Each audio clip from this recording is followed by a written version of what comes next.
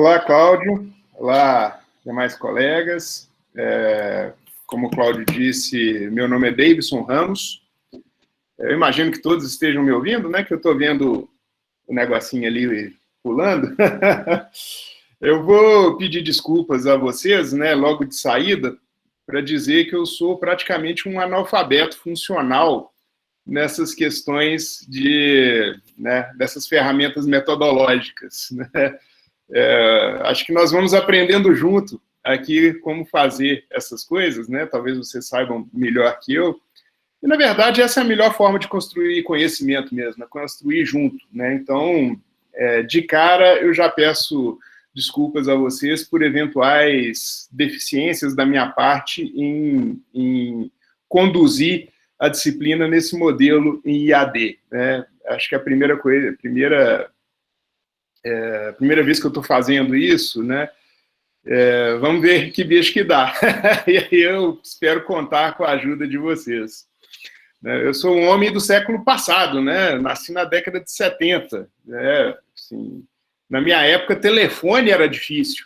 Né? Assim, sei que eu usava telefone público, você deixava, quando você precisava deixar o telefone de contato com alguém, você deixava o telefone de vizinho, né? Assim, muito rapidamente o mundo virou, e assim, a gente vai tentando se adaptar, alguns mais e outros menos. Esse é um ponto importante que eu vou enfatizar o tempo todo hoje na aula com vocês, né? Essa questão da diversidade humana, né? Eu acho que isso é o pressuposto fundamental para a gente conseguir compreender e trabalhar políticas públicas, né? Então, do meu ponto de vista, da minha parte, eu estou externalizando para vocês aqui essa dificuldade que eu tenho com essas ferramentas, mas tenho certeza que vocês serão pacientes comigo e a gente vai junto descobrindo a melhor forma de desenvolver.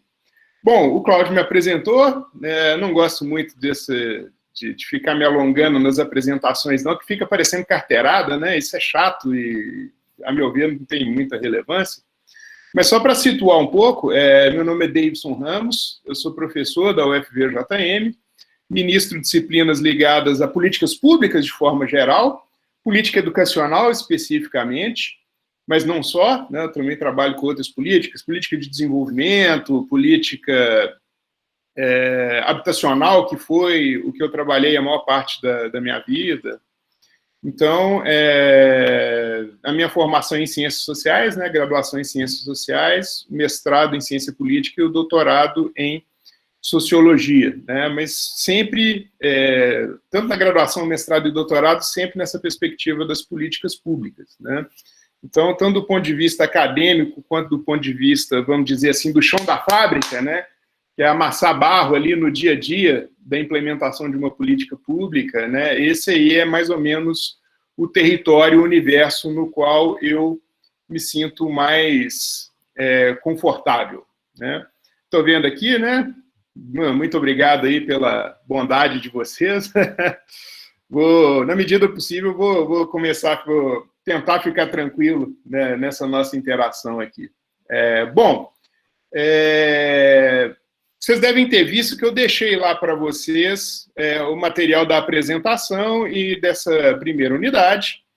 Né? Basicamente, eu dividi em 4 grandes unidades, né, para a gente tentar se aproximar minimamente dessa temática das políticas educacionais. Um primeiro bloco de determinantes políticos e econômicos das políticas educacionais contemporâneas, que é basicamente onde eu vou concentrar esse nosso encontro de hoje. Né?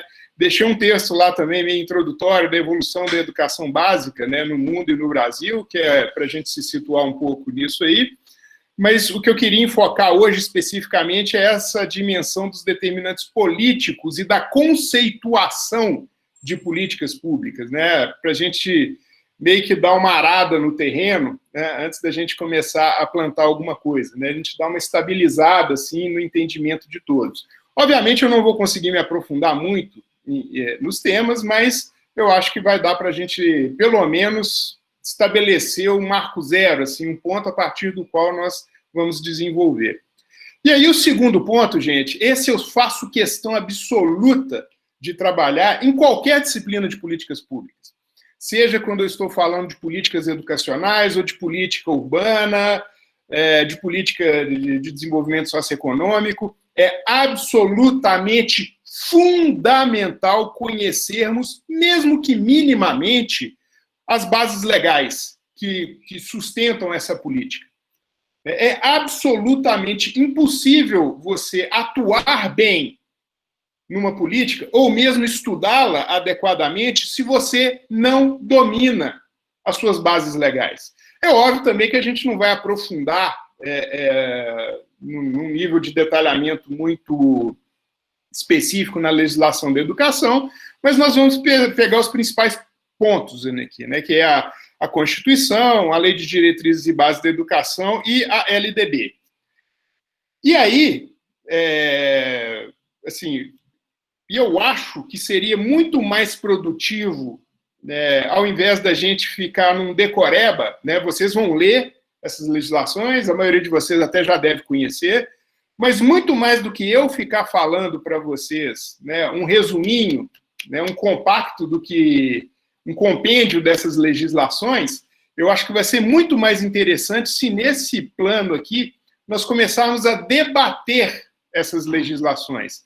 É saber como cada um de vocês, né, na literatura da ciência política e das políticas públicas, vocês, né, que são os professores, normalmente são chamados de burocrata de ponta, né? Então, vocês e eu, que somos os burocratas de ponta, os funcionários que efetivamente vão operacionalizar a política pública, nós somos a materialização dessa política quando nós estamos em sala de aula interagindo com os nossos alunos.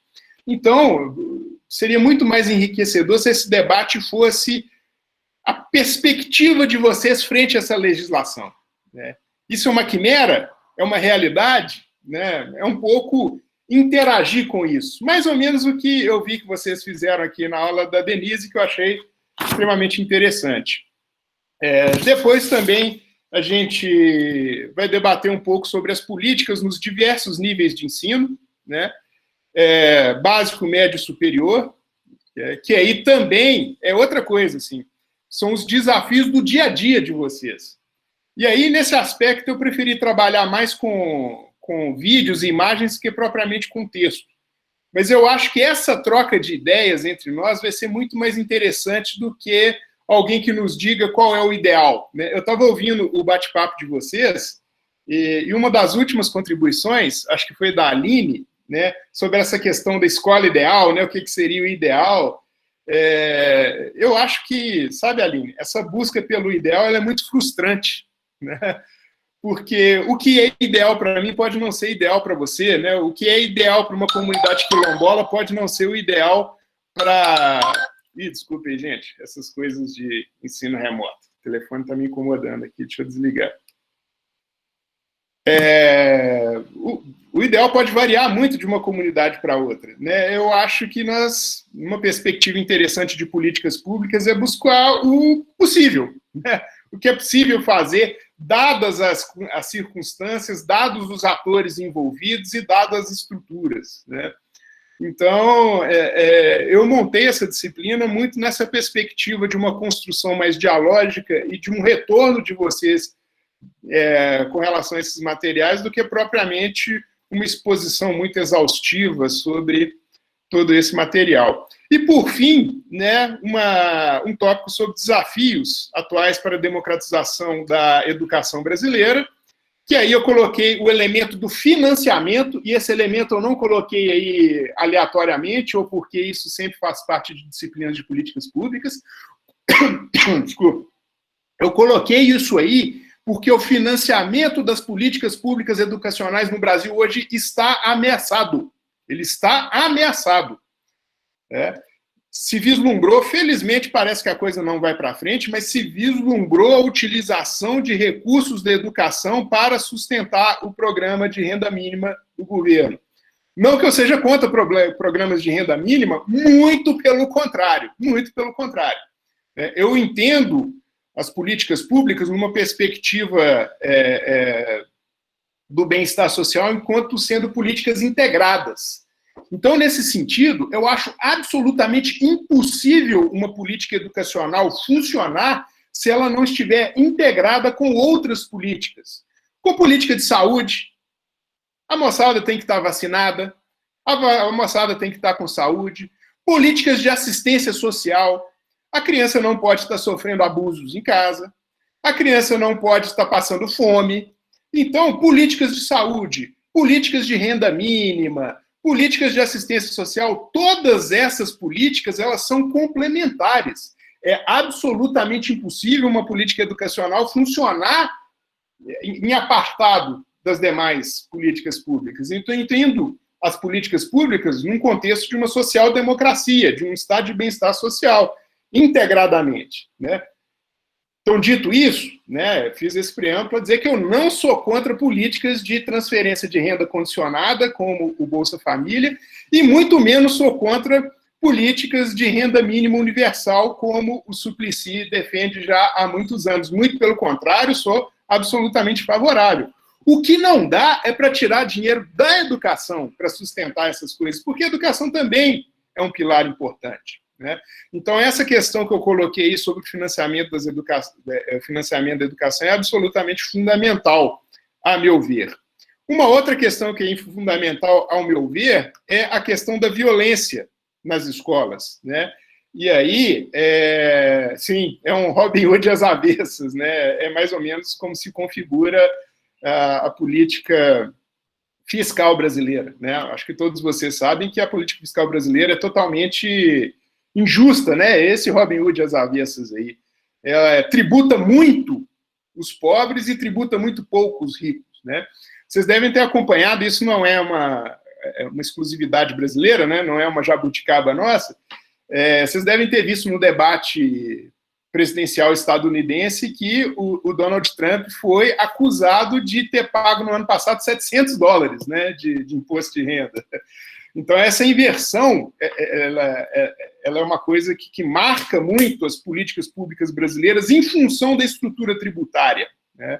Então, no Brasil, o pobre paga muito imposto, né, em termos relativos, né? Quando a gente compra um saco de feijão, né, o desempregado paga exatamente o mesmo valor de imposto que eu ou que, sei lá, vamos pensar aí desses mais ricos do Brasil, né? Como é que chama aquele dono da Ambev mesmo? Ele tem até uma think tank, tem financiado políticos, né? O dono da Ambev, sei lá, esqueci o nome dele agora, né? O dono da Ambev, quando compra um saco de arroz, paga exatamente a mesma coisa de imposto que a gente. É o Paulo Lima, professor. Oi? É o Paulo Lima, que é o dono da Ambev. Isso, é o Lema, né? Então, o Lema, quando compra uma garrafinha de água na praia, vai pagar exatamente a mesma coisa de imposto que a gente, né? Então, a nossa estrutura ela é muito regressiva nesse sentido, Robin Hood às avessas aí, né? Então, e aí depois esses desafios, gente. Um desafio, eu não sou professor de rede básica e nem da rede fundamental e nunca fui. Então, eu não tenho muito como falar sobre isso, né? Mas eu acredito que vocês tenham muito a falar sobre violência e escola, né? Quando eu converso com vários colegas meus que são professores da rede pública nas periferias, eu acho que essa variável, esse fator, cada vez mais tem se mostrado presente nas salas de aula. Eu tenho visto professores com medo de dar aula, professores que entram na sala de aula retraídos, com medo mesmo, né? Estou tentando buscar uma palavra, né, para dourar um pouco a pílula, mas não é. Entram com medo, coagidos, e coagidos sob diversos aspectos, né? Então, eu acho que isso é um debate importante, né? O debate da pandemia também, que eu acho que isso tem nos adoecido, né? A confissão que eu fiz para vocês logo no início, eu, particularmente, sempre fui muito resistente às perspectivas em IAD, né? Mas agora, como não teve muito jeito de fugir, eu resolvi me abrir, e todo mundo tem preconceitos. É um preconceito que eu tinha, eu admito, né? E estou tentando trabalhar nesse sentido e estou tentando me desenvolver sobre esse aspecto, né? Mas essa pandemia nos colocou diversos desafios, né? Então, um deles é a formação de professores e a prática docente propriamente dita. Então, essa unidade 4 vai um pouco nesse sentido de enfrentamento desses desafios, né? Do ponto de vista avaliativo, eu mandei os documentos todos para vocês. Basicamente, um estudo dirigido, né, nessa primeira unidade, e depois os fóruns, né, porque, como eu disse para vocês, vai ser muito mais interessante o debate entre nós do que propriamente um compêndio um arrazoado de teorias e legislações, né? E, por fim, um trabalho final que nós vamos ter outras oportunidades para eu ir trabalhando isso com vocês, mas nesse primeiro momento eu queria só dar um painel para vocês entenderem o que eu quero e o que me fez chegar até esse ponto. Bom, eu sempre fui um fã incondicional de charge, né? Eu acho que um bom chargista ele tem uma capacidade de síntese tremenda. Ele consegue sintetizar, né, em uma imagem uma série de conceitos complexos, né, fenômenos. Isso é absolutamente fascinante. Eu sempre, num certo sentido, invejei essa capacidade de síntese que algumas pessoas têm. E cada vez mais as sociedades contemporâneas têm se tornado sociedades imagéticas. O que é isso? Nós estamos cada vez, né, e nós, no nosso dia a dia de sala de aula, nós percebemos isso muito claramente, cada vez tendo mais dificuldade em lidar com textos, ou com esse formato pedagógico mais tradicional, né? Mas, paralelamente, as imagens, né, todo esse conteúdo imagético, ele tem se transformado em um conteúdo didático e político absolutamente importante. Meme de WhatsApp decidiu a última eleição. E muito provavelmente vai decidir a próxima também. Então, as sociedades estão se tornando cada vez mais imagéticas, né? Uma imagem, né, que pode ser foto, pode ser charge, pode ser meme, mas são imagens que, de certa forma, condensam e expressam determinadas realidades. Então, é um pouco isso a ideia que eu vou querer trabalhar com vocês nesse trabalho final. Que vocês, em grupo, de certa forma, consigam...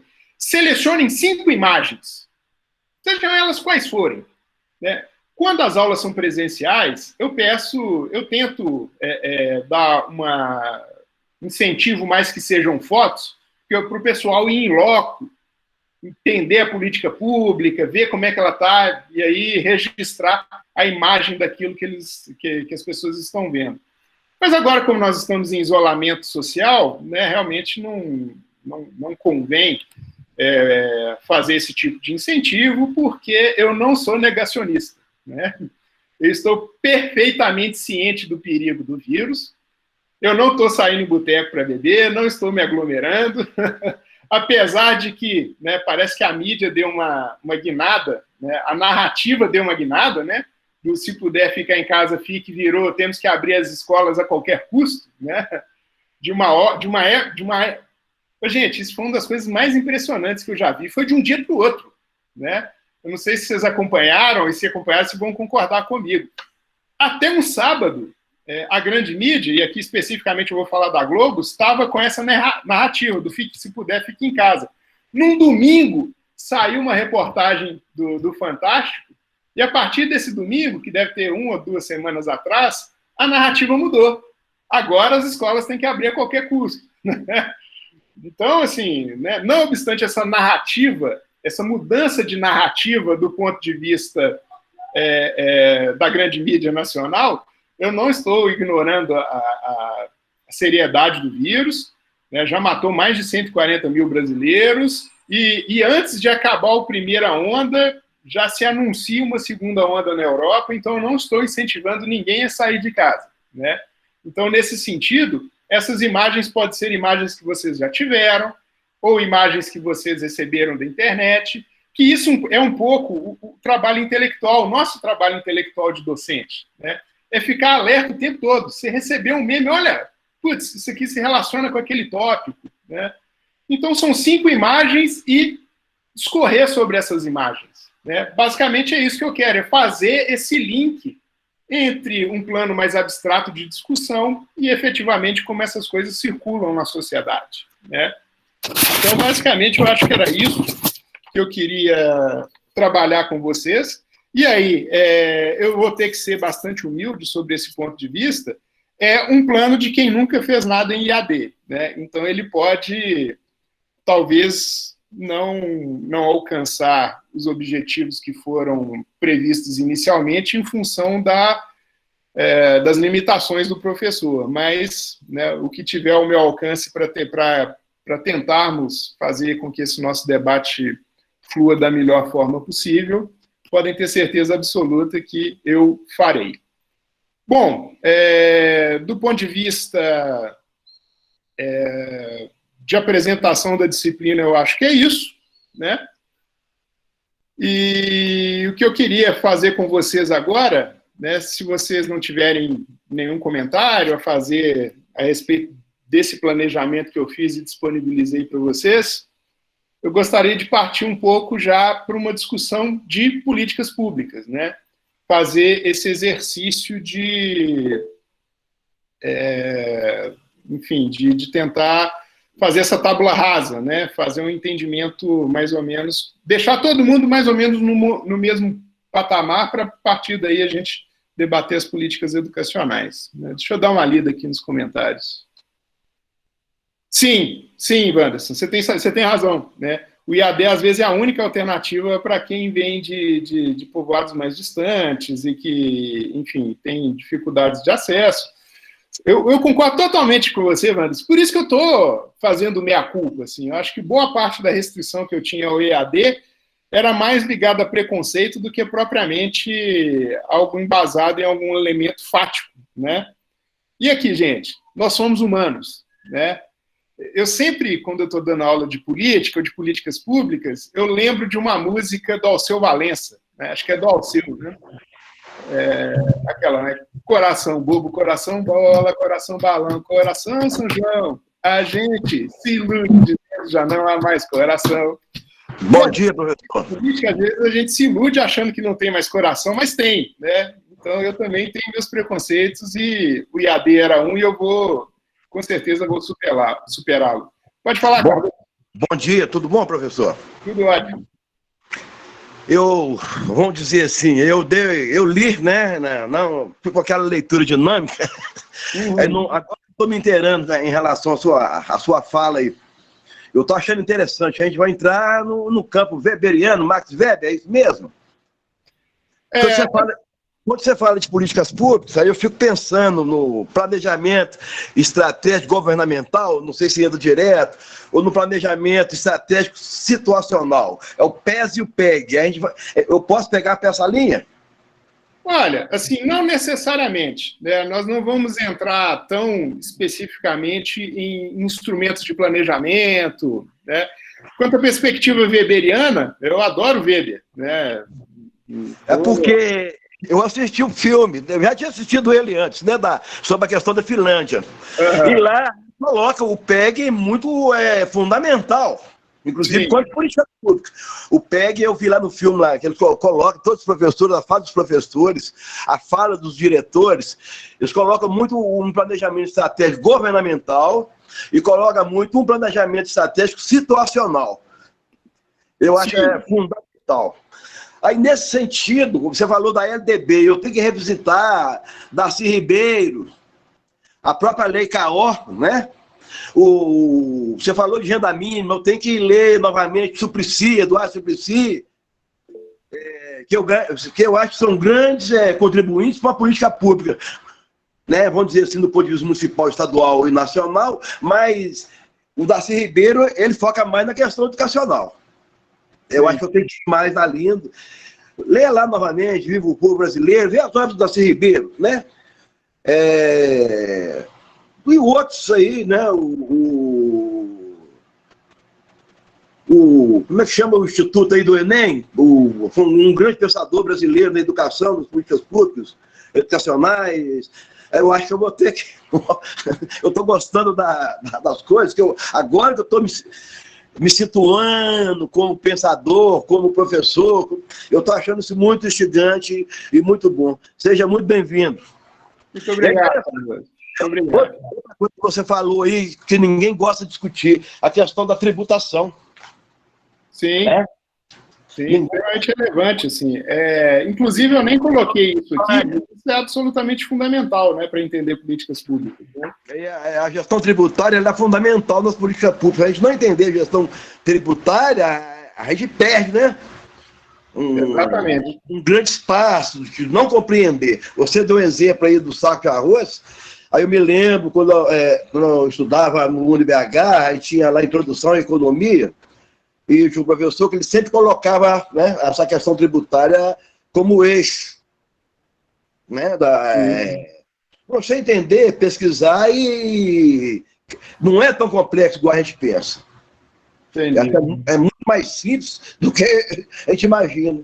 E parabéns, a sua aula, eu acho que vai despertar muito na cabeça de nós alunos, inclusive para entender a política real. Eu acho que falta isso na questão do professor, ele entender o que é que de fato, o que é que são políticas públicas. Né?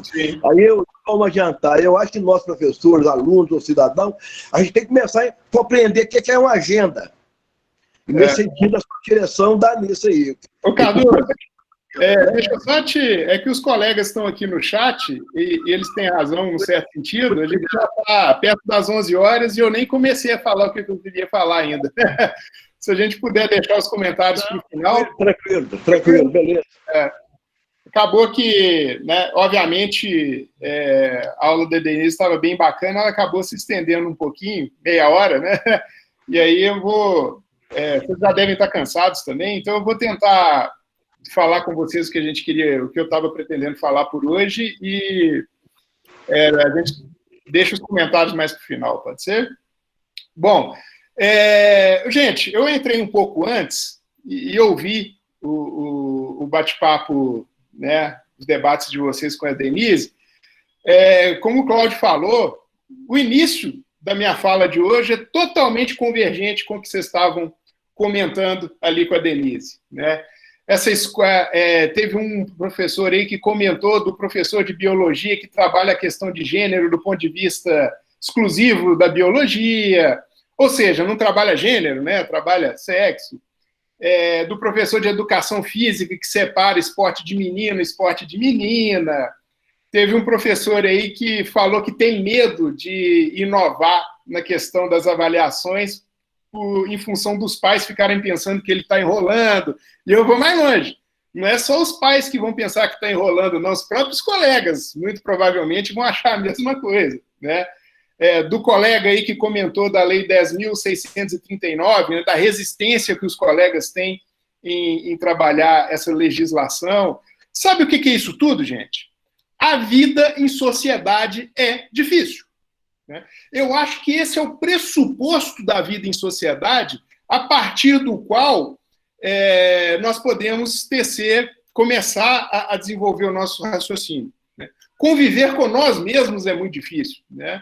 Eu não sei vocês, mas eu não me suporto às vezes. Né? Eu não consigo conviver comigo mesmo, né?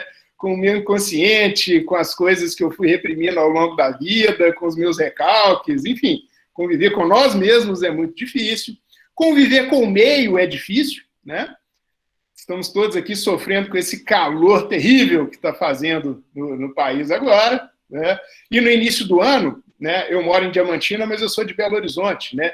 Em Belo Horizonte teve uma chuva de 100 anos, né? É uma chuva que, estatisticamente, ela só acontece de 100 em 100 anos. A cidade ficou toda debaixo d'água. E agora está num calor que poucas vezes eu vi em Belo Horizonte. Tem previsão para a semana que vem a coisa chegar perto dos 40. Assim. Eu não me lembro de ter visto isso em Belo Horizonte. Então, conviver com o meio é difícil, mas mais difícil que isso tudo, gente, é conviver com o outro. A convivência com o outro ela é infernal. Né? Então, as sociedades em especial as sociedades contemporâneas, elas são compostas por elementos, né, com atributos completamente diferentes.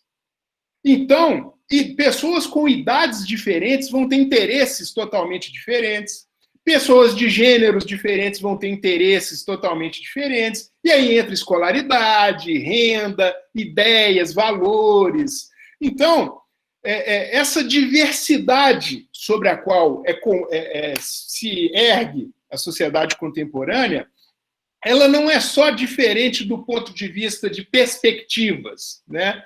Ela é diferente com relação... Porque cada uma dessas expectativas, né? Uma pessoa jovem tem expectativas de políticas públicas diferentes de uma pessoa idosa, né? Isso é óbvio. Questão de escolaridade, religião, né? Isso faz com que nós... Isso implica, gente, isso implica em conflito. E não é só em conflito de objetivo, é conflito de meios. Então, nós vamos brigar sobre objetivos. Então, vai ter um grupo que vai defender, sim, retirar dinheiro do Fundeb para jogar em alguma outra coisa. Vai ter um grupo, sim, defendendo isso. E vai ter um outro grupo, no qual eu me incluo, que vai defender os recursos da educação. Mas mesmo dentro desse grupo que vai defender os recursos da educação, você vai ter grupos diversos, defendendo meios diferentes de se chegar até isso, né? Então, para a gente conseguir conviver nessa sociedade que pressupõe o conflito é um pressuposto básico de análise política, né? Então, para que nós consigamos manter esse conflito dentro de limites administráveis, nós temos duas formas, basicamente. A primeira é a coerção pura e simples. Obriga, via violência, né? O colega ali citou Weber, né? Eu sou um fã incondicional do Weber, e eu acho que uma das principais definições de Estado, a mais sintética, né? Uma das mais sintéticas e mais poderosas definições de Estado que eu conheço é a de Weber, né?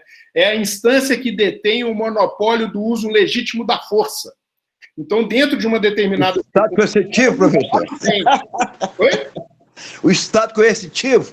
Sim, o Estado detém o monopólio do uso legítimo da força. Então, dentro de um território, o Estado pode, sim, usar a força contra seus cidadãos, é óbvio que dentro de parâmetros legais estabelecidos. Afinal, estamos num Estado democrático de direito. Mas o Estado pode usar a força, sim, por isso que polícia anda armado. O Estado pode usar a força. Então, a coerção pura e simples é uma. Mas todo mundo aqui que tem filho, todos vocês que são professores, né? Professoras e professores, sabem muito bem que usar a força o tempo todo não funciona. Vai chegar um determinado momento que a força vai parar de funcionar, né? Então, a coerção não é a forma mais eficiente de manter o conflito dentro de limites administráveis. A forma mais eficiente é a política. Então, a ação política, ela se baseia, primeiro, na diversidade de perspectivas, não só de fins, como também de meios, e, segundo, na necessidade de aceitação das decisões tomadas. Então, dentro, né, da forma política de se resolver esse conflito, é preciso aceitar que se perdeu. Isso é muito bonito no plano das ideias, gente, mas no chão da fábrica, é lá no conselho de classe, é lá na sala dos professores, é na interação real de uma política pública, isso é muito difícil. O que isso significa efetivamente? Que lá na sala dos professores e no conselho de classe, nós vamos ter que conviver com um professor, sei lá, o exemplo que foi dado, de educação física, que divide esporte de menino e esporte de menina. Discordamos disso radicalmente. Podemos combater isso no plano das ideias, no plano da prática, mas ali, no chão da fábrica da política pública, está todo mundo junto. E aí, para resolver esse conflito, sem que um saia no braço com o outro, sem que um tenha que matar o outro, a decisão é política, né? Então, isso envolve, num certo sentido, a aceitação dos consensos que foram construídos naquele dado momento. Então, coleguinhas, pode acontecer de nós estarmos numa instituição na qual os procedimentos não nos agradam, né? Nós podemos batalhar, lutar e, enfim, tentar sinalizar novos caminhos, mas isso é o que acontece efetivamente no dia a dia da vida, né? Então, a ação política ela tem um caráter impositivo nesse sentido, né? A partir do momento que existe uma decisão coletiva, ela é impositiva, né? Então, tendo essa perspectiva de política, eu já trago para dentro do nosso debate o Estado, né? Então, o Estado acaba sendo o centro das soluções dos problemas da vida coletiva, né? E, nesse sentido, eu estou me colocando aqui num campo radicalmente oposto, por exemplo, das teorias anarquistas, né? Eu entendo o Estado como um centro das soluções da vida, dos problemas da vida prática, né, da vida coletiva, muito embora ele também seja uma eterna fonte de frustração. Discutir políticas públicas é uma eterna fonte de frustração para a gente, né? E aí agora já vamos tentar definir o que é política e políticas públicas nesse aspecto, né? Eu acho que um primeiro ponto assim, daquele texto que eu deixei para vocês que é interessante é uma diferenciação semântica, né, que existe em inglês e não existe em português. Em inglês tem policy e politics, né? Policy como sendo essa dimensão, vamos dizer, mais técnica, né, da política. Em português, policy é sinônimo de políticas públicas e politics é sinônimo disso que eu estou falando de vocês, que é a política, né? A resolução de problemas da vida coletiva, né? Em inglês, eles deixam essas duas dimensões separadas, né? Em português, nós temos a mesma palavra para as duas coisas, política, políticas públicas e política, né? Em inglês, eles diferenciam em policy e politics. Então, com isso, eu já queria colocar para vocês, políticas públicas têm essas duas dimensões, né? Ela tem uma dimensão técnica, que é isso que o colega estava falando, dos planejamentos, enfim, a política pública tem uma dimensão que é técnica, isso é inegável, mas ela também tem uma dimensão de disputa política, né? Então, uma primeira aproximação do conceito de políticas públicas. Mas voltando, então, ao conceito de política, né? É um exercício, de alguma forma, de poder. Então, gente, política, a gente confunde, né, muito política com política partidária, né, principalmente agora que é um ano eleitoral, a gente confunde isso com eleição, com partidos, mas a política, ela perpassa cada segundo de nossa vida, da hora que levantamos até a hora que vamos dormir. Por quê? Porque eu estou entendendo a política como a gestão de alguma forma de poder, como a relação de indivíduos que são divergentes, que são diferentes, né? Então, você dizer que não gosta de política é o equivalente a dizer que não gosta de viver, né? Porque a política está presente em cada momento da nossa vida, né? Partindo do princípio que nós somos elementos, indivíduos diferentes, com interesses diferentes e divergimos com relação aos meios também. Então, política é isso. Tem política dentro de casa, na relação de pais com filhos, é uma relação política. No trabalho, né, que a princípio parece ser algo estritamente do plano econômico, é também uma relação política. E sala de aula, coleguinhas, tem dificuldade de imaginar alguma coisa mais política que isso, né? Até porque, até na forma como se dispõe uma sala de aula, ela é fundamentalmente um elemento político, né? Então, política é esse exercício do poder, né, em contextos complexos. E isso tem uma série de implicações, né? Então, política tem a ver com interesse. Não é feio ter interesse. Todo mundo tem interesse, né? Seu interesse pode ser salvar as baleias jubarte ou matar todas para virar cosmético. É interesse, né? E cada um desses interesses traz consigo um conjunto de decisões, né? E, num certo sentido, política transforma interesses em objetivos e decisões, né? A política tem um pouco faz essa alquimia, né? Transformar interesses em objetivos, aliás, transformar interesses e objetivos em decisões, né? Então, a política, na verdade, num certo sentido, é um processo de tomada de decisão. Tem um autor que eu gosto muito, que pouca gente sabe que ele é cientista político, como é que chama aquele cara do Sorriso do Lagarto? Deixa eu procurar aqui. É bom desse negócio de internet que eu procuro aqui rapidinho, eu vou lembrar o nome dele.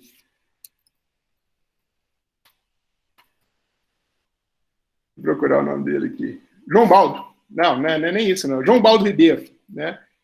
Acho que todo mundo aqui deve conhecer o João Baldo. João Baldo, ele é cientista político, né? Ele estudou ciência política na Alemanha. Ele tem um livro muito interessante que ele define política da seguinte forma, né? Ele diz que política tem a ver com quem manda, por que manda e como manda. Então, política tem a ver com relações de poder o tempo todo, né? E isso se manifesta em diversos aspectos da nossa convivência. Então, em resumo, a origem da política está na convivência de indivíduos autônomos e diferenciados e tem a ver com a regulamentação dessa convivência, né? Um conjunto de procedimentos que expressam relações de poder que, de certa forma, resolvem, né? Não quer dizer que acaba com o conflito, mas, de certa forma, resolve o conflito. Então, política é ação prática. Política significa mudança, e transformação e mudança constante e regulação de conflito. Por que a política é constante e ela é sempre dinâmica? Porque o conflito nunca acaba. Então, as decisões elas são sempre provisórias sobre esse aspecto, né? Então, sobre esse aspecto, assim, política é isso. É regulação da convivência de indivíduos autônomos e diferenciados, né? Eu trouxe aqui também, acho que a noção de Estado é absolutamente fundamental na compreensão das políticas públicas, né? Eu falei para vocês aqui a definição clássica do Weber, né? Que o Estado, enquanto uma instituição que detém o monopólio do uso legítimo da força, mas não é a única, obviamente, né? Existem várias definições divergentes. Uma tradição mais marxista que vai colocar o Estado, de um marxismo mais tradicional, né? Que vai colocar o Estado enquanto um comitê executivo da burguesia, né? Você tem uma perspectiva mais durkheimiana, por exemplo, né, que vai colocar o Estado enquanto um conjunto de regras jurídicas e morais que regulam a convivência dos indivíduos, que é uma perspectiva mais jurídica, que é essa que eu trabalhei com vocês também. Vai ter os autores contratualistas, né, Hobbes, Locke, Rousseau, que vão trabalhar o Estado enquanto um contrato social. Você vai ter uma perspectiva antropológica que vai trabalhar o Estado de uma perspectiva simbólica. Mas, de forma geral, né, para a gente aqui, o mais importante é que o Estado ele é resultado de um processo histórico de concentração de poder que ocorre na Europa. Então, o Estado moderno, esse Estado que nós conhecemos, ele é relativamente recente na história da humanidade. Ele detém, sim, o monopólio de uso legítimo da força. Nisso eu acho que Weber foi absolutamente brilhante, mas esse Estado moderno, ele constitui um conjunto de instituições públicas que tem múltiplas relações com o contexto social num determinado território, né? E é justamente essa instância estatal que vai prever regras previsíveis, ou seja, essa regulação da convivência política em sociedades modernas, ela se dá no Estado. O Estado é que vai prover essas regras previsíveis, que é um exemplo claro disso, a unidade do nosso curso aqui é só de legislação, né? É o Estado estabelecendo regras previsíveis, né? Para todos os efeitos, do ponto de vista de uma teoria geral do Estado, o Estado ele vai representar o interesse coletivo, né? Ele vai garantir as transações econômicas e mais, vai garantir bens coletivos. Educação, saúde, etc, etc. Então, é isso que eu falei para vocês, né? O Estado, né, dentro dessa perspectiva que eu vou trabalhar com vocês de políticas públicas, o Estado, num certo sentido, ele é a solução dos problemas da vida coletiva, por um lado, mas também uma eterna fonte de frustração, como eu disse para vocês, né? E qual é o nosso papel nisso aí? Nós somos burocratas. Nós somos a materialização da ideia abstrata do Estado. Nós, assim, né, enquanto quem for servidor público, mas mesmo quem trabalha em escola privada tem um pouco isso, né? Nós, de certa forma, materializamos essa coisa das políticas públicas. Então, vamos chegar aqui no que nos interessa especificamente, que são as políticas públicas. Então, pessoal, esses dois conceitos eles são absolutamente fundamentais, que é o conceito de poder, de política e de Estado. Não tem como entender política pública sem ter em mente esse tripé. Por quê? Porque políticas públicas, como eu disse para vocês, é um processo técnico-político. Ele envolve a técnica, mas também envolve disputa de poder, né? Uma das definições lá que está presente naquele artigo que eu deixei para vocês é: todo governo decide fazer ou não fazer coisas. Então, política pública envolve necessariamente a dimensão estatal. Os governos, estados e governos. Né? Com isso, eu estou querendo dizer que é exclusividade? Não. Terceiro setor pode desenvolver, pode participar das políticas públicas, o setor privado pode participar das políticas públicas, enfim. Né? Não estou querendo dizer que o Estado exclusivamente faz isso, mas envolve necessariamente a presença de governos e de estados. Né? Então, esse é um primeiro ponto. Política pública envolve técnica, como fazer as coisas. Porque, por exemplo, a legislação 10.639, do ponto de vista político, eu a defendo. Do ponto de vista político, ela é justificável. Entretanto, ela foi implementada do jeito certo? Foram dadas condições objetivas para que os professores de História, Geografia ou de todas as outras disciplinas consigam desenvolver o que está apregoado na Lei 10.639? Perceberam o que eu estou querendo falar para vocês? Uma coisa é a dimensão política, né? Politics, em inglês, né? Essa dimensão da disputa dentro da sociedade, que ela é presente e não podemos ignorá-la nunca. Mas outra coisa também é a dimensão técnica. Como foi implementado isso? Então, esse é que eu acho que passa a ser o mais interessante, assim, do ponto de vista de uma análise de políticas públicas. Então, assim, muito resumidamente, a política pública é um fenômeno muito complexo, né? Ele consiste em inúmeras decisões interrelacionadas de indivíduos e instituições. Você tem que levar em consideração a capacidade administrativa, os instrumentos que os estados e os governos têm à sua disposição para implementar as políticas públicas. Não são poucos os exemplos de políticas públicas que fracassam porque foram mal implementadas, ou porque os estados não detinham condições suficientes para fazer com que essas políticas fossem efetivadas. Né? Então, a política pública está dentro dessa correlação de forças, né? Está dentro desse caldeirão, que é a disputa política da sociedade e a dimensão técnica, institucional, estrutural, para que ela funcione. Né? Uma outra definição interessante... Professor, me dá só um minuto em relação à Lei 10.639.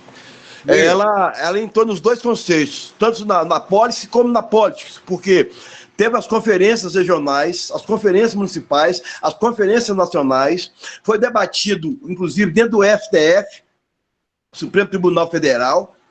Todos nós fomos lá defender a Lei 10.639. O único, construímos a agenda.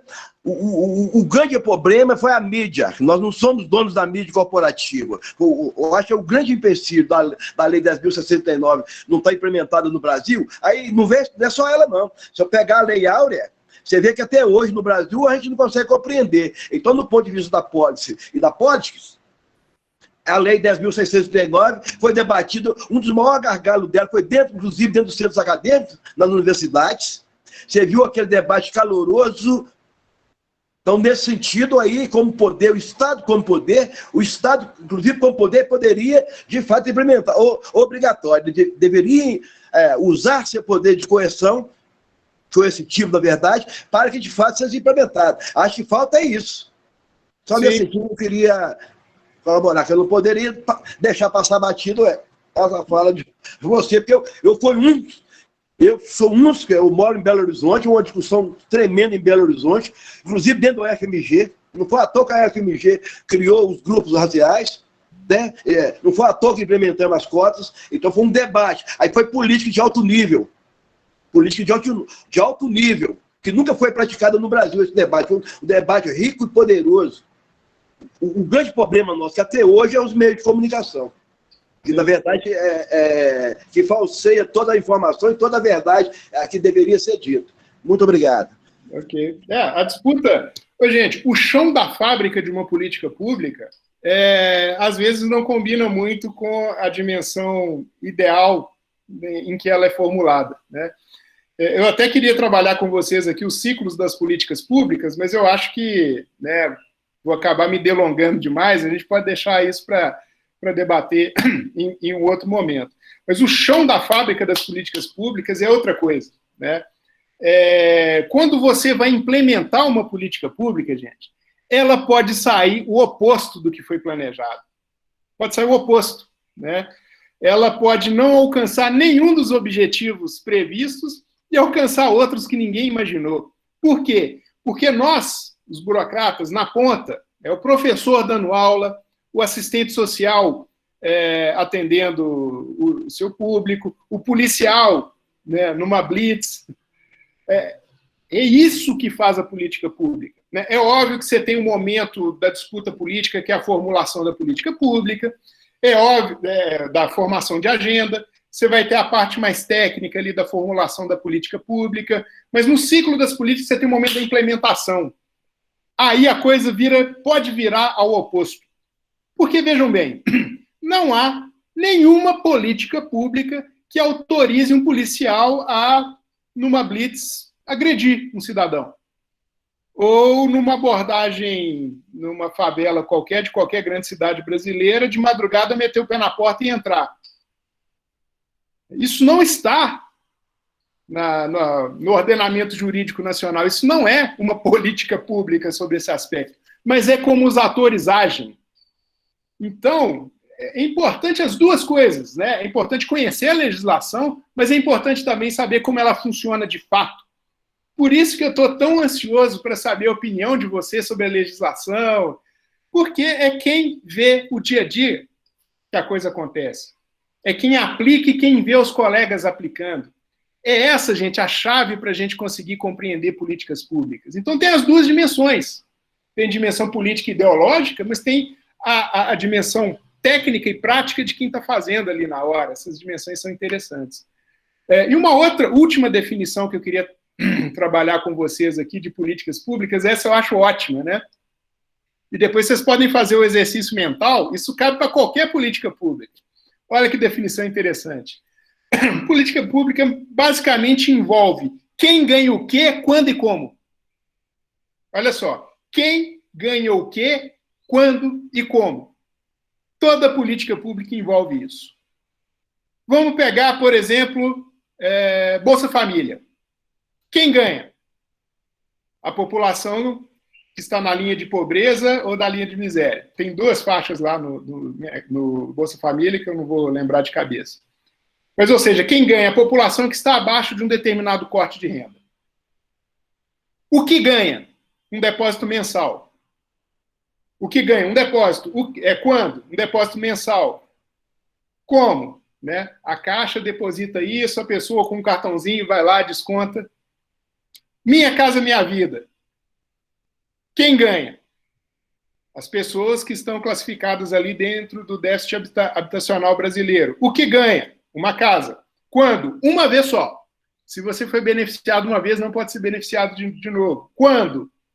Né? Você vai ter que se integrar dentro das regras do programa Minha Casa Minha Vida, vai passar pelo crivo da Caixa. Política educacional, a mesma coisa. Quem ganha? Né? A princípio, o ensino básico é universal, todo mundo. Ganha o quê? Ganha um serviço, o nosso serviço. O meu, no caso. Quando? Todo dia, durante o período letivo. Né? Como? Né? Aí se constroem escolas, faz toda uma estrutura, né, para que esse serviço seja prestado. Então, toda política pública, na verdade, pode ser analisada sobre esse aspecto. Quem ganha o quê, quando e como. Quem está ganhando, o que ganha, quando ganha e como ganha. Você pode ganhar dinheiro em espécie, né, a Bolsa Família. Você pode ganhar um bem, Minha Casa Minha Vida, ou você pode ganhar um serviço, educação, né, saúde, enfim. Então, essa é uma definição bastante interessante assim, de políticas públicas, que eu acho que a gente pode encerrar esse meu monólogo aqui e abrir um pouco para os debates, para ouvir um pouco a opinião de vocês a respeito dessas questões, né, que acho que eu já falei o suficiente, né? Professor? Quais que vocês tiveram? Professor? Diga, Alexandre. Alexandre. Bom dia. Bom dia. Algo bem recente que aconteceu foi no dia 30 agora de setembro, que saiu no Diário Oficial sobre a questão da política pública em relação à inclusão. Uhum. E o interessante, que o senhor falou sobre política e o senhor falou sobre política ideológica, esse processo da inclusão ela já vem ocorrendo há muito tempo. E o interessante é que, durante todo esse período, até ontem, as discussões, os diálogos, a gente pode dizer, eles estavam só baseados numa perspectiva mais ideológica. Eu estou falando isso porque eu conheço o assunto e estou andando próximo das pessoas. Aqui no Rio de Janeiro a gente está trabalhando com surdos. Se você for ver o pensamento, tanto do diretor do INES, como de outros atores dentro do INES, eles querem uma escola bilíngue. Estavam sendo oferecido para eles uma escola de inclusão, onde colocavam alunos surdos e alunos que não eram surdos. Sendo que o grande problema é que o aluno surdo ele estava tendo alguns problemas graves em relação a essa estrutura que estavam querendo fazer com ele. Eu acho que foi, de certa forma, uma maldade que estavam querendo fazer com o surdo, porque não pensaram no surdo nas suas necessidades, o que ele passa no seu dia a dia. Então, estavam literalmente olhando para... Estava tendo uma visão para que não é surdo. Então, o surdo estava passando por problemas de depressão, estava sendo excluído, entre outras coisas. Os surdos estavam querendo, em si, uma escola bilíngue, uma escola onde literalmente voltada para surdos, onde eles possam aprender o idioma, tanto o português como o de Libras. Então, o grande problema é que estavam fazendo uma salada de fruta ali. E agora, no dia 30, agora no dia 30, essa semana, né, foi liberado um diário oficial e mostraram, sim, como deveria ser essa aplicação para a escola surda. Então, a gente vê que essa questão de política pública é complicada. A gente tem uma gama de pensamentos diferentes. Mas nós temos que ter essa questão da necessidade do trabalho visando o geral, não visando uma questão de pensamento ideológico. Por exemplo, o amigo aí, só para terminar, o amigo falou sobre a questão do quilombola. Será que essas discussões, todo esse aparato que teve as duas vertentes, teve dois tipos de pensamento? A gente tem que pensar nisso. Então, por que não foi implementado até hoje? Será que a história da questão do negro, ela é somente isso que está sendo passado? Eu estou falando isso porque eu sou negro, eu conheço a minha raiz genealógica na minha família sobre negros, eu conheço isso daí, e assim eu fico pensando, por que a gente não pode olhar os dois lados? Então, eu vejo que essas questões acabam complicando da política pública ser implementada, porque a gente tem que perceber isso no coletivo sem uma perspectiva ideológica, a gente tem que pensar na pessoa. Eu vejo dessa forma. Obrigado. Ô Alexandre, assim, eu entendi perfeitamente o que você disse, você é do Rio de Janeiro, você vai me ajudar aqui. Tem uma instituição ali em Laranjeiras, um prédio bonito, que é uma escola específica para surdos. Como é que é o nome dela? Eu acho que ela é federal. Como é que é o nome? É essa mesmo, é o INES. É o INES. Como é que é o nome? INES? INES. Isso. Eu conheço essa escola, é bonita, assim, eu gosto muito do Rio de Janeiro, eu vou muito lá. Aí eu lembro que um dia eu fui, os funcionários do INES estavam numa disputa, né? Eles estavam debatendo lá porque tinham sido feitos cortes bastante significativos nas escolas específicas, assim, para portadores de necessidades especiais, dentro dessa perspectiva da escola inclusiva, né? Então, existe um debate. Isso é perfeito, gente. Esse evento foi perfeito. Alunos portadores de necessidades especiais. Eu conheço vários que advogam pela necessidade das escolas específicas, né? Uai, o que aconteceu aqui que deu uma O que aconteceu aqui, galera? Vocês estão me ouvindo? Estou ouvindo. O que aconteceu? Um trem doido aqui na tela. Alguém quer começar uma apresentação. Bom, olha só que interessante isso, gente. É um assunto importante, com visões absolutas, radicalmente distintas, né? Você tem um grupo, sim, que defende a necessidade das escolas especiais, que lá eles são bem tratados, que tem toda a estrutura para conseguir, pedagogicamente, que os meninos desenvolvam melhor, e tem todo o debate, que ele é justo. Eu acho que não dá muito para a gente... É aquilo que eu falei, é a política, né, e a técnica, né? É a policy e a politics, junto na política pública. Não dá muito para a gente não levar em conta o aspecto ideológico e, vamos dizer assim, político, propriamente dito, da disputa do processo, mas também não dá para ignorar o lado prático, né, e técnico. Será que as escolas, principalmente não, escolas públicas e privadas, será que elas de fato estão preparadas para esses alunos, para incluir esses alunos? Será que tirar esses alunos das escolas especializadas não está causando um prejuízo a eles? Isso é política pública, gente. Não tem fórmula, né? Aquilo que eu comentei sobre acho que foi a Aline, né, que falou dessa coisa da escola ideal. Se conhece a escola lá de Portugal, né, que escola da...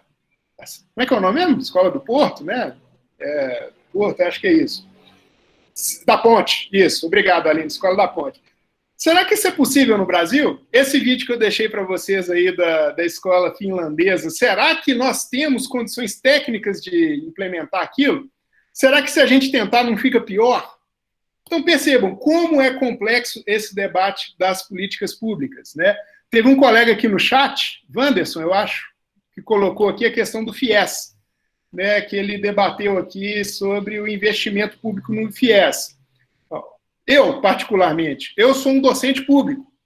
Então, não tem como. Assim, gente, nós não somos filhos de chocadeira, né? O que nós pensamos, de onde nós viemos, conta e conta muito. Então, o fato de eu ser um docente da carreira pública, né, já coloca um determinado conjunto de perspectivas, né? Não dá para isolar isso. Então, ideologicamente, politicamente, eu acho que o investimento seria muito melhor em escolas públicas. Mas isso quer dizer que o investimento no FIES foi ruim? Tem que avaliar. Quais foram os impactos? Quantos formandos? Qual é o custo-benefício, que é toda essa dimensão técnica das políticas públicas?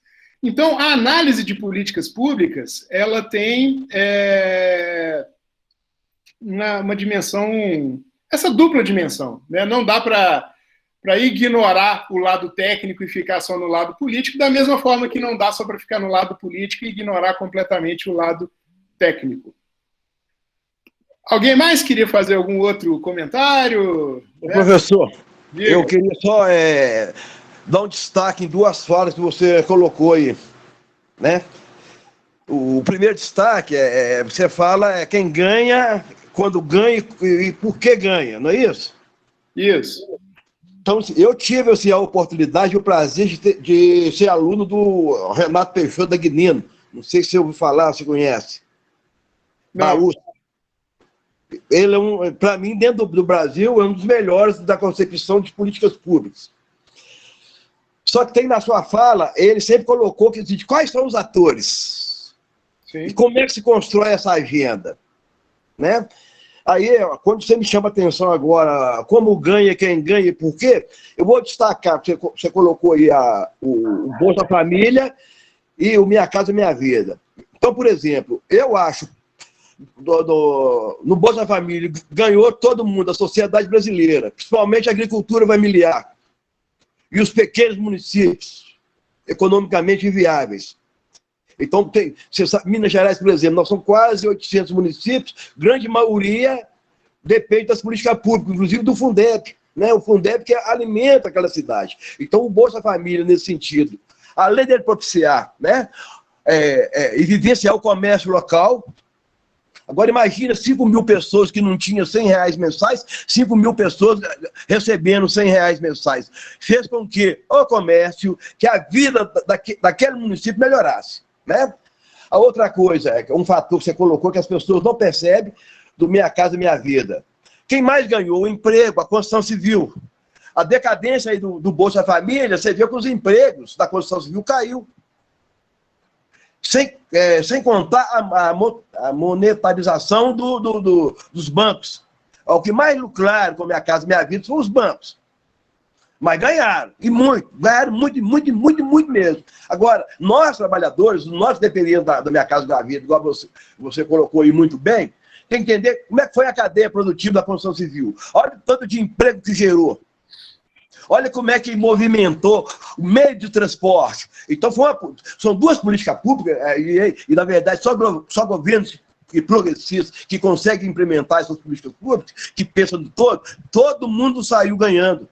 Todo mundo ganhou. As pessoas que não compreendem o Bolsa Família, não compreendem o Minha Casa Minha Vida, porque, igual você falou aí, são questões técnicas e falta de informação. Você tem uma mídia corporativa que é contrária a qualquer tipo de política pública no viés progressista. Nós temos a mente ainda, todos com a mente ainda escravocrata e escravista. Esse é o grande problema do ponto de vista intelectual do brasileiro.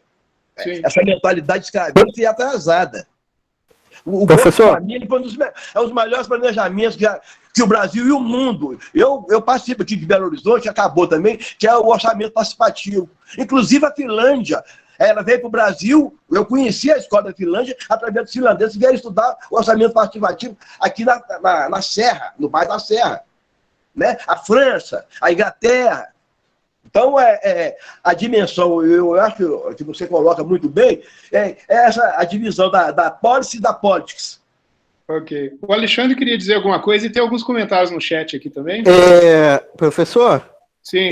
Só para complementar aquilo que eu tinha falado sobre a questão do INES, o que acontece com os alunos olha o que acontece com ele. Promove um baixo desempenho do aluno, promove uma desmotivação dos profissionais da educação, uma vez que eles não conhecem, de certa forma, a vida deles, atrasa o aprendizagem dos alunos, gera o efeito reversível da inclusão, promovendo o preconceito, aquilo que eu tinha falado, por essa mistura.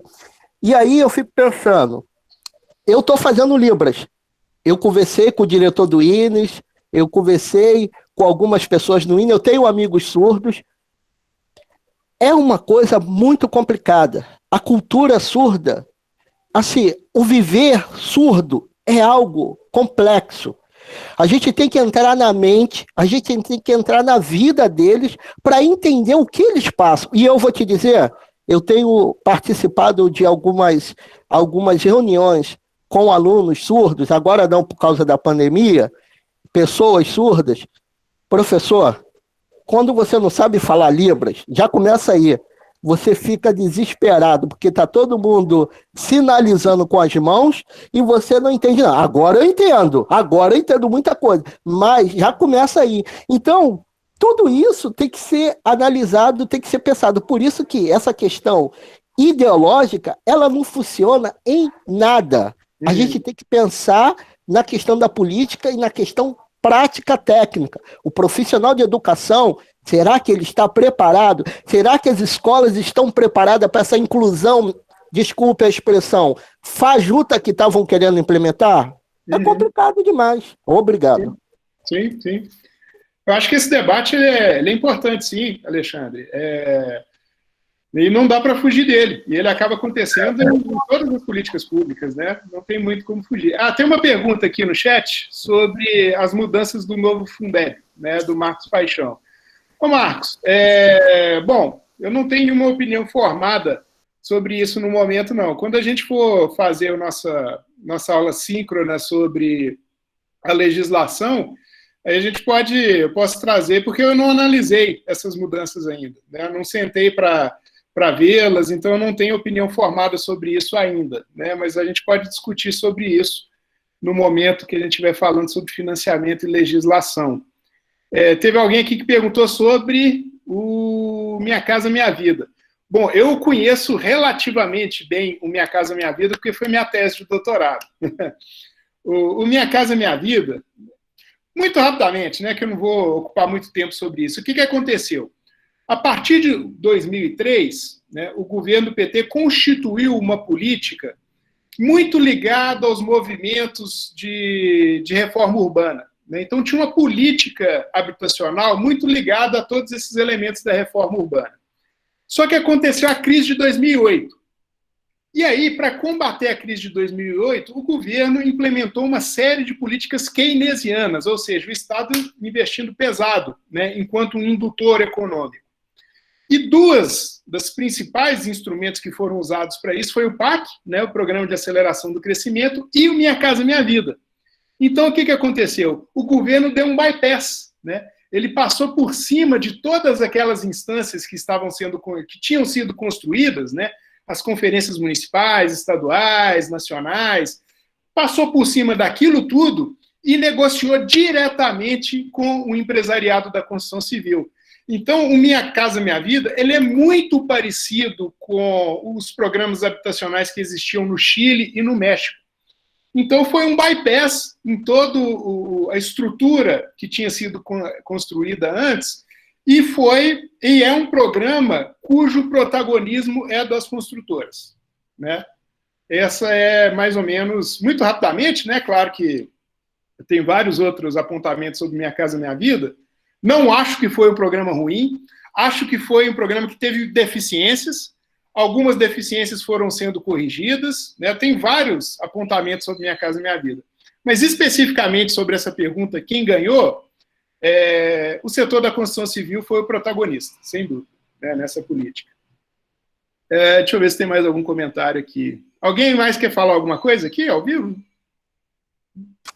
Eu queria professor, eu já tinha colocado que eu gostaria de fazer uma consideração. O senhor lembra? Eu li aqui, Satira. Pode falar, eu tinha lido aqui. Então, assim, eu sou de Vitória, no Espírito Santo, e aqui a Secretaria de Educação aqui, ela a meu ver, de tudo aquilo que eu tenho ouvido a universidade falar, eu preciso considerar ela como muito política e muito preocupada com o professor, em colocar as políticas, né, o professor a par dessas políticas, seja ela racial, seja ela inclusiva, né? Isso é uma consideração. Acho que eu tenho muito a aprender a isso, porque não me considero uma professora politizada, sou uma professora do chão da escola, da prática. Mas, a respeito da inclusão, ela é algo ainda muito novo. Precisamos considerar ela como algo novo, inclusive a política que quer instaurar ela, né? Eu sou mãe de um aluno com Down, a deficiência intelectual ela é um grande desafio, né? Eu acho que o autismo, junto com a deficiência, o transtorno junto com a deficiência intelectual, ela é muito complexa, até porque a gente não tem como perguntar para os agentes e para os protagonistas o que eles acham disso. Ninguém parou para perguntar ao meu filho com Down o que ele acha que é melhor. Sabe, professor? Sim. Antes da gente vir aqui, né, eu falar assim, eu acho isso, aquilo outro, eu vejo o esforço da minha secretaria em fazer a formação dos professores. Né? Mas e aí, alguém consegue traduzir o que o meu filho acha que é melhor para ele? Uhum. Sem falar dos ganhos que o meu colega que não tem um filho Down tem ao parar e perguntar para mim, Satira, o que eu faço? Por exemplo, o ganho da Aline, que está aqui, que é minha colega, virou, Satira, como é que eu trabalho? Né? Ninguém ainda parou para pensar nesse ganho. A gente vai colocar ele lá segregado no passado? Né? É esse o caminho? Nós somos uma sociedade, professor. E lá no chão da escola, né, lá na fábrica, quantas diversidades eu tenho, né? Esse é o grande desafio, professor. A mágica está aí, colocar educação para todos. todos, professor, que até alguns anos atrás, eram alguns que frequentavam a escola. O sonho, a mágica, o show, a maravilha, e eu só sou professora porque eu tenho essa diversidade. Aí é complexo. Eu tenho que me permitir aceitar e ver. Agora, professor, como é que eu me sinto professora na hora que eu tenho que retornar o meu filho para pai? Que a escola não consegue, mas o caminho está dentro dela. Eu falei para a coordenadora, professor, vão ser poucas as minhas participações, mas é porque eu fui provocada.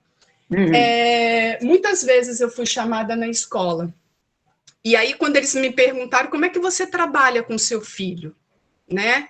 Falei, a resposta está com vocês, porque eu tenho que achar as minhas respostas, mas as respostas também estão com vocês.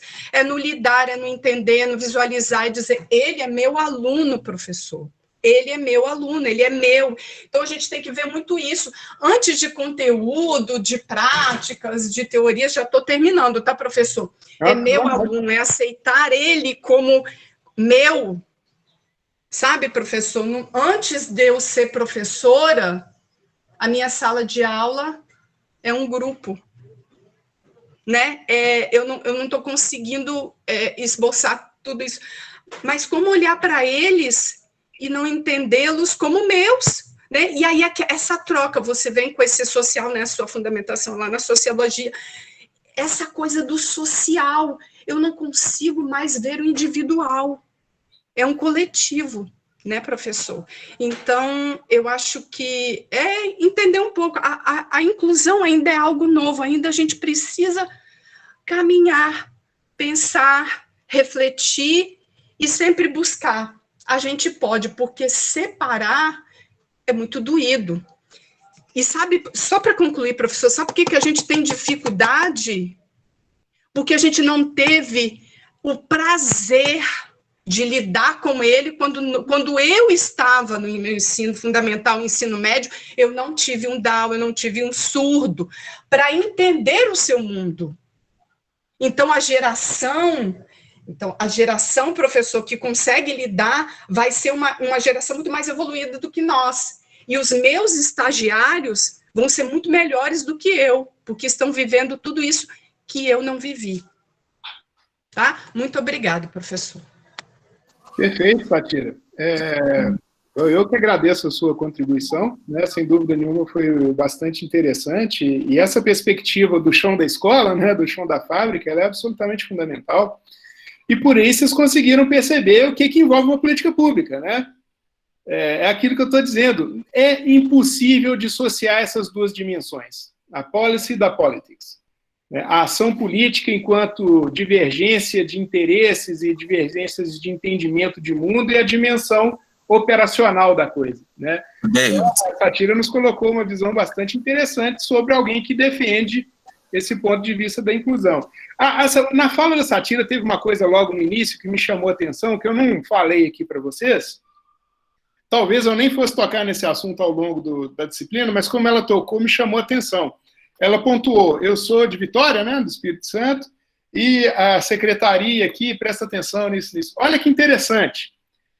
Políticas públicas já são complexas por natureza, mas se você coloca isso no contexto brasileiro, que é uma república federativa, você ainda tem que colocar na sua análise as diferenças regionais. Ou seja, a Secretaria Estadual de Educação de Vitória pode não ter quase que nenhuma relação com a Secretaria de Educação de Diamantina, ou de Belo Horizonte, ou de São Paulo, ou do Rio. Então, essa é uma outra variável importante na análise das políticas públicas no Brasil, que é a estrutura federativa. Então, às vezes, a mesma política, sabe, Satira, que dá certo em um lugar, dá completamente errado em outro. Essa variável é extremamente interessante e importante na análise das políticas públicas no Brasil, né, que é esse elemento mais técnico, né, que é da Federação Brasileira. Uma mesma política pode dar certo e pode dar errado. Pode dar certo ou dar errado numa escola, pode dar certo num município e pode não dar em outro. É extremamente complexo sob esse ponto de vista, mas foi ótima a sua contribuição, Satira, assim, do ponto de vista de quem defende o processo de inclusão dos portadores, dos estudantes portadores de necessidades especiais, né? E é isso que eu estou dizendo para vocês, a sociedade é isso. Viver em sociedade é isso, né? Você vai ter um grupo que defende a escola inclusiva, você vai ter um grupo que defende que as escolas especializadas são mais eficientes, e você vai ter um grupo, como eu vi aqui no chat, que acha que pode ter as duas, né? Você pode colocar esse aluno em tempo integral na escola, né? Um tempo na especializada, outro tempo na escola inclusiva, enfim. Isso é políticas públicas, né? Por isso que eu insisto com vocês que às vezes não dá para discernir as duas dimensões. A dimensão técnica é importante, mas você tem a dimensão da disputa dentro da sociedade também. Pessoal, acho que a gente já está avançando bastante na hora aqui, vocês devem estar cansados já, né? Mais algum outro comentário? Eu queria fazer um comentário rápido, Davidson. Diga, Albert. É Albert? É Albert. É. Albert. Diga eu queria, assim, né, primeiro agradecer pela aula, assim, né, a explanação do debate sobre Estado e política, e queria fazer, assim, né, uma colocação. Eu acho que é importantíssimo a gente estar debatendo política, sobretudo no contexto onde a política ela é atrelada a futebol, né, assim, como se fosse algo, não que o futebol fosse algo qualquer, né, mas, assim, as noções de política são reduzidas a algumas esferas da vida que não são as que representam ela, mas eu queria, para além dessas duas dimensões da política, trazer a dimensão econômica, e aí para além da dimensão econômica estrito senso, mas a dimensão das condições materiais. Estou chamando a atenção disso porque o Chazin, que é, né, o historiador da FMG e tal, ele traz um termo muito bom, que ele fala o problema do politicismo, que às vezes a gente, né, deixa o debate, o campo da disputa para a esfera institucional, esquece das determinantes econômicas e esquece como que elas influenciam e determinam as determinações políticas. E aí eu estou falando porque, historicamente, o próprio Flavinho já trouxe aí, né, a questão, a gente é uma sociedade escravocrata, né, e que assume em determinado momento da história um modo de produção capitalista europeu que se reproduz de uma forma que já é escravocrata. Nesse contexto, a gente vê a implantação já de um modelo de Estado, né, que é um Estado que surge, né, dentro de lá na Europa, de um contexto específico, né, aí, né, a partir de uma leitura marxista, não só enquanto um comitê. Eu acho que tem uma galera, às vezes, que assume de uma forma muito pobre, o comitê da burguesia tal, e não entende as frições e as contradições de dentro da estrutura do Estado, mas a gente entende que o Estado é burguês. Então, ele tem um papel que se reproduz, né, e que acaba que vai refletir sobre as políticas que são tomadas. E aí, você falou do Minha Casa Minha Vida, a gente vê, né, agora em período de eleição, né, claramente isso, né, tipo, é uma coisa que às vezes eu debato entre família, entre amigos, né, que é, cara, quem corrompe para quê? Quem produz política para alguém. Então, político não faz doação, ele faz investimento em campanha. Então, a gente tenta transversalizar. E aí, trazer isso porque, para dentro da nossa prática cotidiana, igual quando a gente vai debater, né, pega as correntes da pedagogia histórico-crítica, quando a gente perpassa pela lógica da emancipação humana, as condições materiais, elas são central. Cabeça pensa onde pé pisa, né? Essa frase. Não tem como eu falar com o camarada, faça uma boa leitura de Estado e vamos, né, pautar pela política estrito sensu, sobretudo pela política partidária, sendo que, historicamente, o lugar dele que está sendo construído não é para isso, né? Isso se reproduz na educação. E aí, só para a gente fazer esse esforço, né? Não, sei que você não fez isso de uma forma e assim, né? Mas assim, da gente na nossa prática cotidiana sempre partir da realidade das condições materiais e assim, né? Do que é o sujeito, o aluno, né? O que ele entende por política, né, e o lugar que essa estrutura social coloca ele até mesmo para negá-lo a ideia de política, e aí para a gente fazer esse esforço duplo, né, convencer de que a política é importante e ao mesmo tempo mostrar o quê? Que a política só não é o suficiente, né? E aí que a gente fala, precisamos de transformações, né, mais concisas e radicais, entendendo que a política, de certa forma, ela serve como manutenção de poder. A política da forma que está aí. E aí, fazendo um gancho só para fazer uma colocação aqui para o Alexandre. Ô, Alexandre, aí nesse ponto, quando você colocou a questão da ideologia tal, sem ideologia mais prática, aí creio eu, né, que ideologia é igual o sotaque, né, só o outro que tenho, eu nunca tenho, né, é uma paródia para a gente falar, tipo, não existe, né, não existe não haver ideologia? A questão a gente tem que entender qual, o Paulo Freire fala um pouco disso, né? De qual ideologia eu parto, né? De qual perspectiva? Porque é aquela coisa, não, a ideologia do outro, e a minha? Isso tem a ver com visão social de mundo. Inevitavelmente, eu construo uma visão de mundo a partir da minha realidade.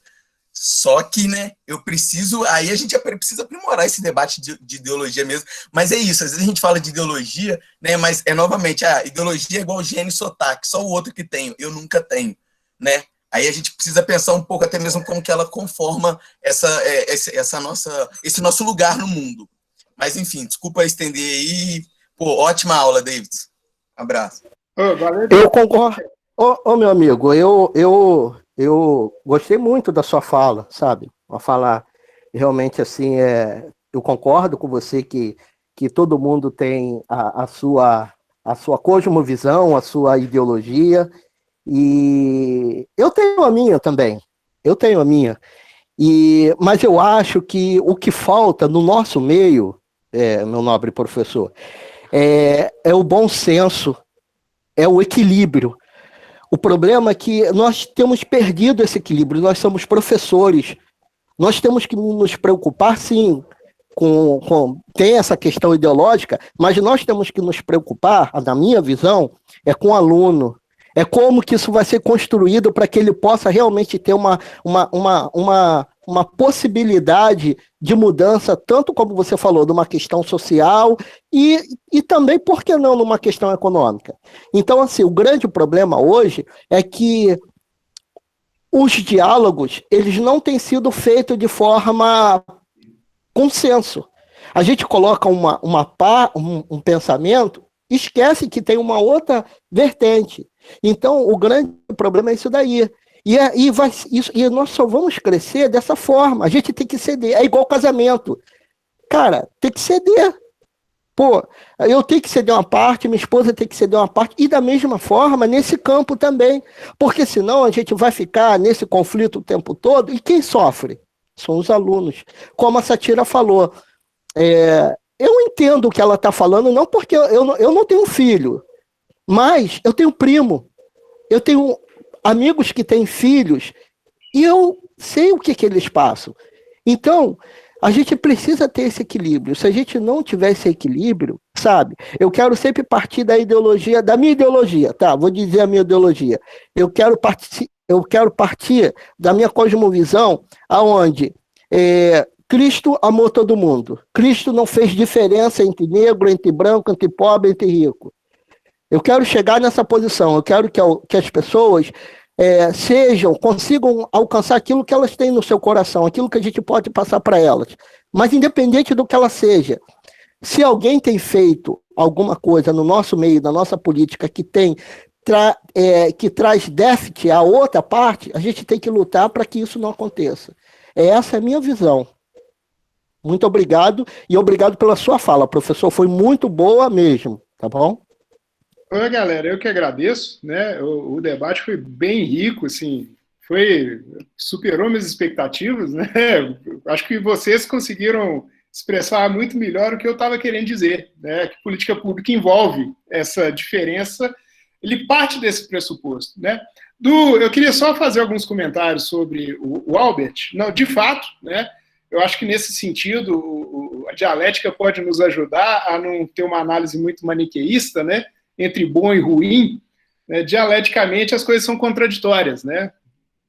A própria análise marxista sobre o capitalismo não é uma condenação do marxismo como algo do capitalismo como algo ruim, é o contraditório, que desenvolve os meios de produção, mas por outro lado, né, a exploração da mais-valia aumenta, a exploração da classe trabalhadora aumenta.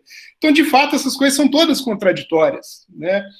E nessa coisa que o Albert colocou, da gente não ficar só na política institucional, óbvio, isso é importante, que a estrutura econômica tem peso, tem, mas sabe, Albert, eu acho que é um equívoco, e eu acho que é um equívoco dos economistas neoclássicos, clássicos e neoclássicos, por exemplo, e que algumas correntes do marxismo às vezes barram nesse equívoco também, de achar que a estrutura econômica ela é algo à parte da sociedade. Não.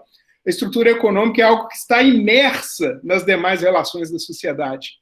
Então, cultura pesa, as relações sociais pesam, né? Então, eu acho que é uma leitura equivocada, esse determinismo, né, muito objetivo da infraestrutura determinando a superestrutura. Eu acho que tem uma relação simbiótica entre essas coisas, né? Entre economia, entre política, entre cultura. Né? Eu acho que esse mecanismo ele é muito mais complexo do que uma determinação pura e simples, mas é fato. Uma coisa você tem total razão, os determinantes econômicos são importantes, inclusive para o nosso campo de políticas educacionais, gente. Esse debate entre FIES e REUNE é um debate econômico.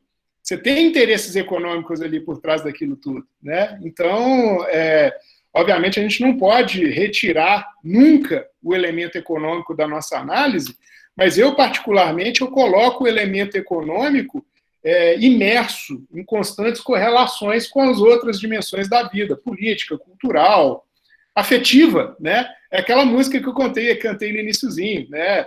A gente se engana dizendo que não há mais coração. Há coração, há inconsciente, e essas coisas são importantes também na análise da vida em sociedade. Mas no nosso caso aqui de políticas públicas, você tem toda a razão. O elemento econômico é importante, sim, mas o elemento cultural também é. E os elementos institucionais também são. Eu acho que uma boa análise de políticas públicas tem que juntar as duas coisas. Mas, gente, professor, concluindo uma parte aqui da sua aula, só para tentar contribuir com o Alexandrino, quando ele fala da questão dos portadores de necessidade especial. A gente, para chegar nesse termo aqui, eu moro em Belo Horizonte, a gente, para chegar nesse termo de portadores de necessidade especial, foi um conflito, que as pessoas chamavam as pessoas de porta-DEF.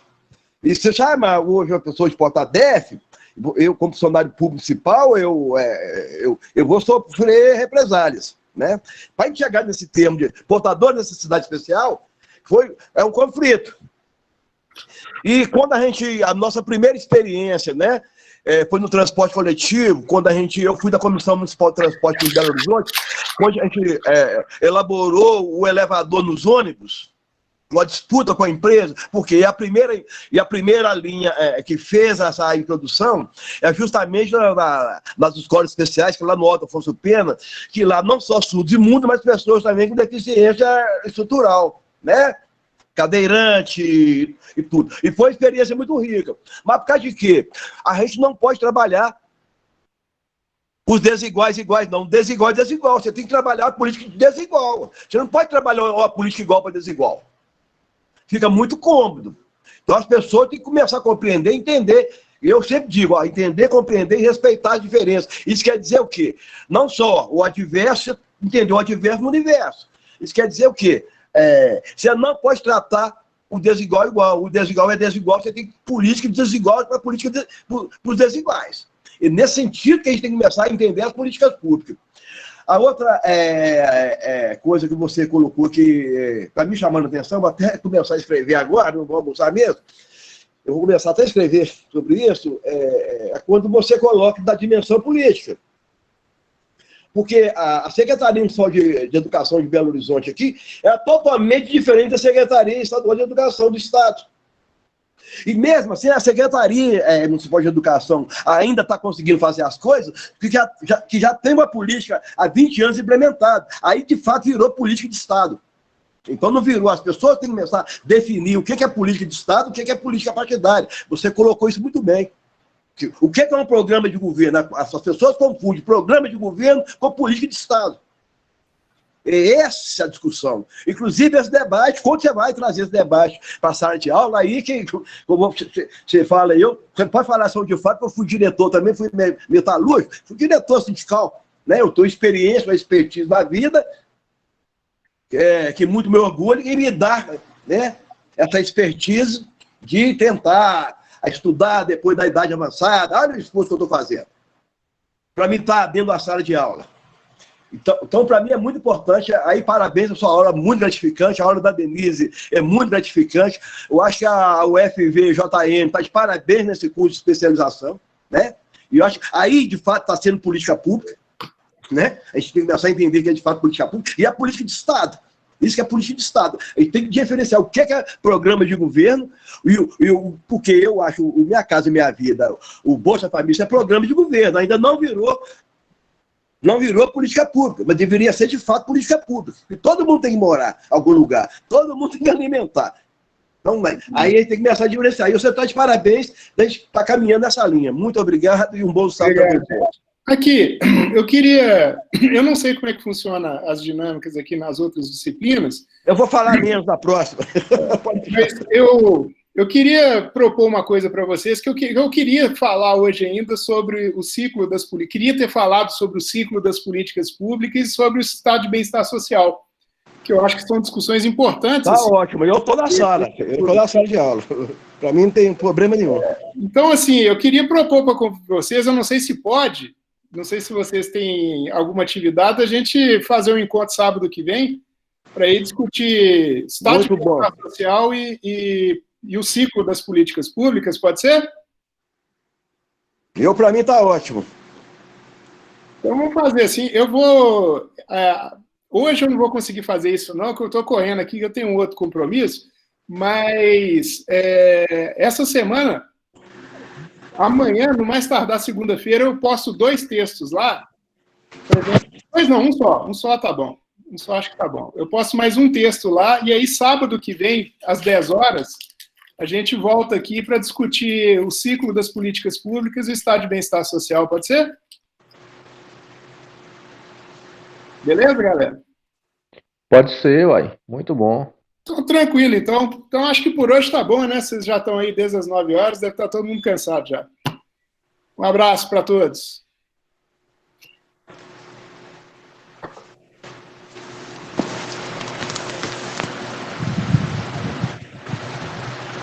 O Cláudio está aí ainda? Não, né? Acho que ele já foi embora, né?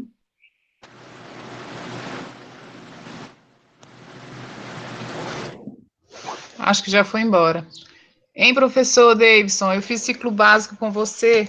Eu vi, você escreveu.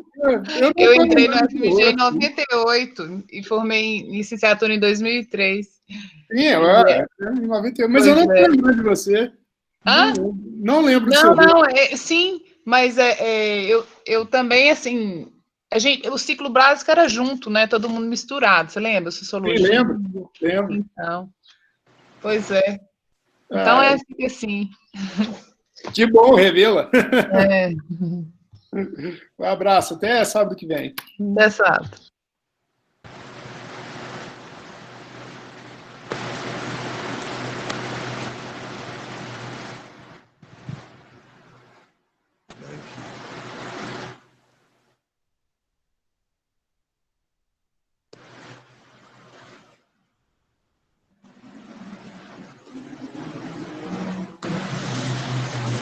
Palmer.